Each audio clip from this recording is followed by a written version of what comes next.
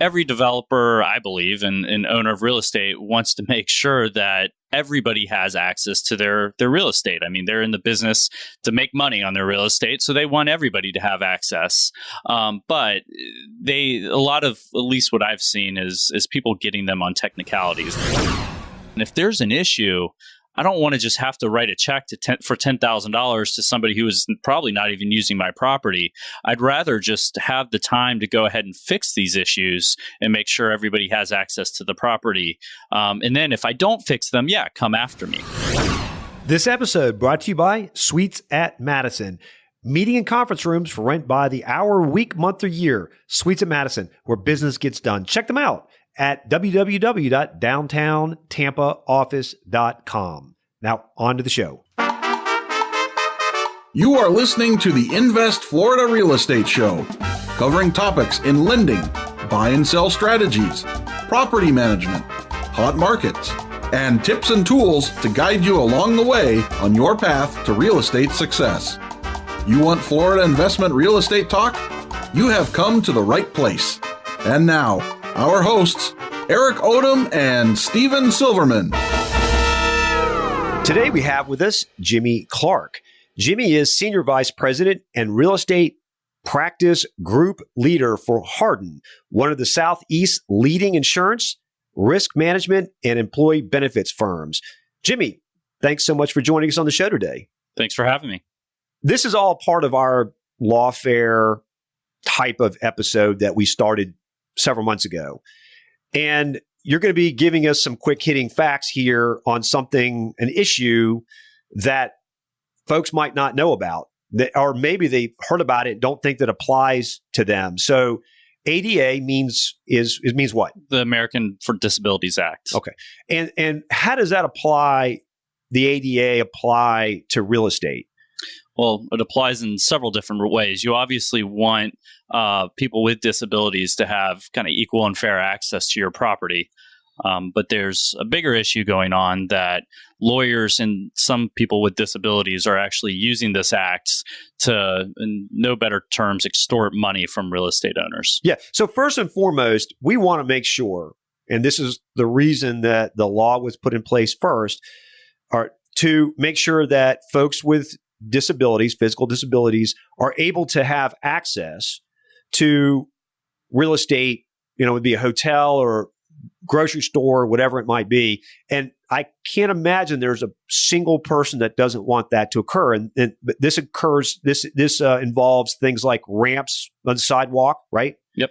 And bars and handles in the bathrooms, handicap parking access, etc. Handicap parking, and so anyone that has been into a retail store and have noticed these things, that it's regulated by a law. It's not done willy-nilly by the developer of that property. There are laws that apply to make sure that people have proper access, correct? Laws and codes, yep. Okay, right. Now, no good deed goes unpunished. And so what's going on the ADA side with lawyers? And we're doing a Lawfare podcast, and I figured if I have a lawyer on here, we might get a little bit of a different spin. But you're an insurance guy, so you're looking at this from a different angle.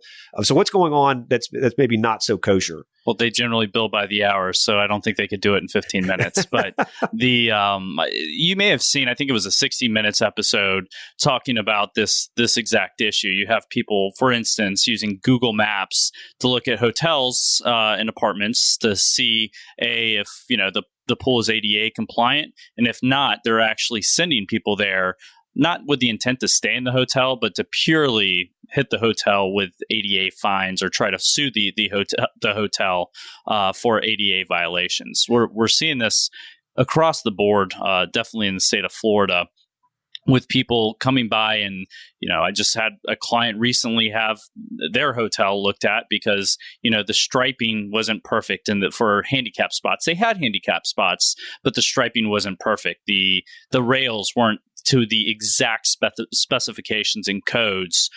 Very useful. These have been used by many handicapped people for many, many years, this property. But since it was a little bit off, they basically are suing my clients, saying they weren't able to properly use the hotel, even though they weren't even a guest at the hotel. We're seeing it on, any kind of ramps. If the ramps weren't exactly to the angles that were originally developed, that they're basically hitting them with this. And the saddest part about it is that right now, with current laws, there's no right to cure, meaning that once you find out that you have an issue, you don't have the time to actually fix it. You have to basically fight the lawsuit and pay. You obviously want to fix it after if it's a true code violation. But right now, you basically you have no right as a property owner to fix these potential violations. And these, again, we want to make sure that listeners know that certainly when we're discussing this, we want to make sure that anybody who has a physical limitation is capable of gaining ease of entrance into a property. But this, what you're talking about, is actually really about exploiting technicalities of the law. So if the parking space is, I'm not sure of the parking requirements of how much room you're supposed to give on each side. It's 4 or 5 feet, I think, to be able to open a door to get a wheelchair in and out. You're talking about maybe instead of being 4 feet, it's 3 feet and 8 inches. And therefore, now that's in violation of the ADA code. And the person that files suit has some sort of potential at financial remuneration for that. That's right. Yeah, and that's what it comes down to. Is the thought is, and I think there's a consensus, is every developer, I believe, and owner of real estate wants to make sure that everybody has access to their real estate. I mean, they're in the business to make money on their real estate, so they want everybody to have access. But a lot of, at least what I've seen, is people getting them on technicalities, and I think there's the state of Florida is actually looking at some potential options for the right to cure, and that's really what most people are. I'd say most people, meaning owners and developers, really want is, listen, if there's an issue, I don't want to just have to write a check for $10,000 to somebody who is probably not even using my property. I'd rather just have the time to go ahead and fix these issues and make sure everybody has access to the property. And then if I don't fix them, come after me. Of course, a formal complaint period is what kind of makes the most sense. And they should have, the landlord, 30, 60 days, 45 days, whatever it is that a potentially new law would allow for, to cure. Because ultimately, really, it's not about writing a check for somebody. It should be about making the access to the building for everybody. And so if there was an error made, it could be as simple as even restriping the parking lot could get you in hot water if it's not done properly. And it makes a lot of sense to be able to have some sort of a cure period rather than some sort of punitive damage. Now, if the landlord does not act when there's a formal complaint filed, well, then they have nobody to blame but themselves, and no one's going to take any kind of pity on them. That's right. There's something called a 558 notice in Florida for construction defects. So it gives developers the right to cure any construction defects. And actually, interesting enough, is there was a House bill in D.C., a federal House bill, 620, that just passed the House and now is going to the Senate, that is actually going to address this issue from a federal level, which makes sense because that's how the ADA is controlled. Now, there's a lot of resistance in the Senate of touching the ADA because they feel like if they amend any part of that bill, it opens up a whole new can of worms. But if you're a real estate developer or an owner, or just a normal citizen that think this is a kind of a crazy law, I would definitely encourage you to reach out to your constituents. Okay, so I can hear we have a lot of multifamily investors that listen to this program, and I can hear them right now. They're saying, well, that those retail guys, they need to get their act together. The hotel guys need to get their act together. Fortunately, that doesn't apply to me. So I have a multifamily, I have an apartment complex, and that doesn't apply to me. I don't have to worry about that, right? Yeah, well, I mean, if they're offering any, well, is if they have pools or anything open to the common public, or they have what they're putting out is rooms for disabled, I'd say that they're holding themselves out and accountable to that. Okay, so there's common area that then they really need to be. They're just like hotels. They need to be concerned about this issue. I think everybody should be concerned about it, regardless if you're going to get hit with a random lawsuit or not. So you being an insurance guy, I know that you're going to tell us next that the solution to this is to get better insurance, and you can be covered against this type of punitive damage on the ADA side, right? No, unfortunately, there's not really any insurance products that cover this. And that's part of what I wanted to hit on is, while we try to have that conversation with clients and discuss it with clients, oftentimes people are mistakenly, under the impression that their liability insurance or something along those lines will cover this. And that's just not the fact. Okay, so people are completely exposed. 100%. And it actually might be a fairly significant financial hit, which that's what insurance is for, to cover you on any kind of significant, extraordinary catastrophe. But this is not covered. That's right. And that, the expensive part of these is defending the suit because, they're filing a formal complaint. So you got to engage attorneys and have all that fun.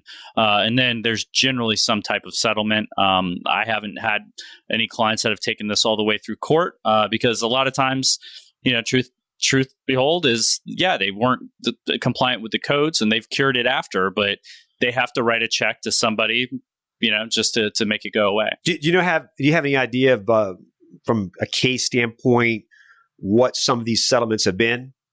I can't give you actual stats and facts from. I can tell you what I've seen. Okay. What I've seen is generally settlements, between kind of that $2,500 to $10,000 range plus defense.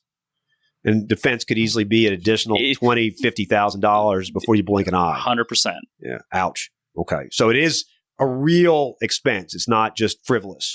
Yeah, and what you're seeing on people who have numerous pieces of property out there is they're getting hit with these things frequently. So it's not just one suit a year. You're getting 4 or 5, and it's a pain. Okay. So is there anything that property owners can do to mitigate? You're not going to be covered by insurance. So is there anything they can do to try to mitigate this issue before we get any kind of substantive changes in the law?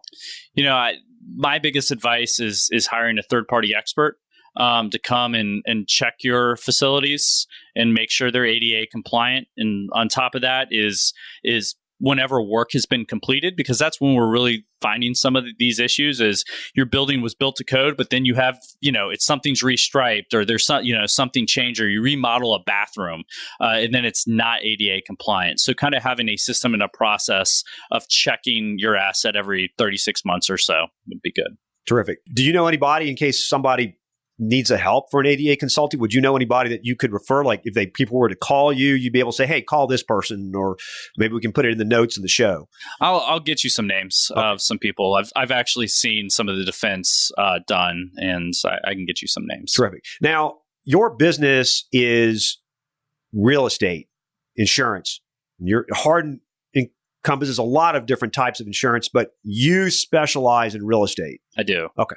And how large is your team, Jimmy? It depends how you look at it. We have kind of a fixed asset team as well as a development team. Okay. And I'd say just kind of within our little group, we probably have 20 or so people in it. Okay. And if folks want to get in touch with you because they own real estate and maybe they want to get a comparative quote, or maybe they want to talk to you about maybe this issue or other issues, how would they go about doing that?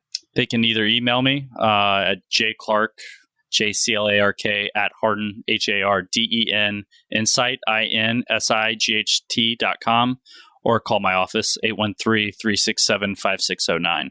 Terrific. Jimmy, really appreciate your time today. I know we're going to have you on some further episodes and talking Lawfare with us, how investors and property owners can control or mitigate their risk exposure. I appreciate you. Thank you. You've just listened to the Invest Florida podcast with Eric Odom and Steven Silverman.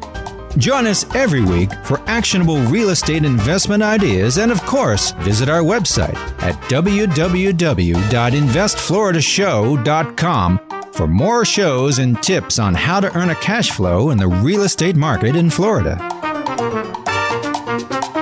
While hosts and producers of the Invest Florida show have no reason to doubt the validity of comments of our guests, we do not warranty their accuracy. Please check with your legal, financial, and tax advisors before entering into any investment. Returns will vary from person to person and deal to deal based on unique circumstances. All information expressed in this show is for educational purposes only. Opinions of the guests are not necessarily shared by the hosts and producers of the Invest Florida show.